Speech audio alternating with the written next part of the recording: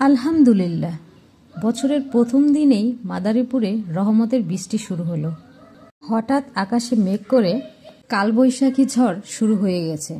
ঝড়ের শুরুতেই এত বাতাস বইছিল, মনে হচ্ছিল যেন কয়েক ঘন্টা ধরে এই ঝড় স্থায়ী হবে। কিন্তু এত ঝড় বৃষ্টির মধ্যে বাইরে গিয়ে আর ভিডিও করা সম্ভব হয়ে ওঠেনি।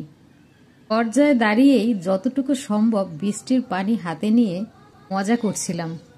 কালবৈশাখী ঝড়ের মধ্যে আম কুড়ানো যেন আমাদের যুগ যুগ ধরে একটা রীতি।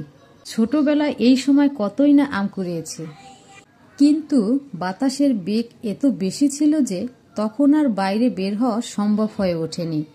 কিন্তু এই ঝড় বৃষ্টি থাকাকালীন সময়ে আমার মনে হচ্ছিল কখন বাইরে বের হব আর কখন এই পরিবেশটা উপভোগ করব।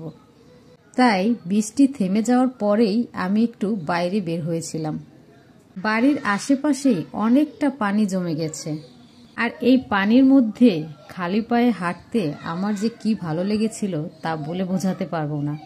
মনে হচ্ছিল যেন নতুন কোথাও ঘুরে বেড়াচ্ছি। আর বাইরে বের হয়ে খুব একটা লোকসান হয়নি। আমিও কিন্তু কয়েকটি আম কুড়িয়েছিলাম। কাঁচা কাঁচা এই আমগুলো দেখলেই যেন জিভে পানি এসে পড়ে। এই সময় ঝড় বৃষ্টি হবে আর আম কুড়াবো না, তা কি হয়?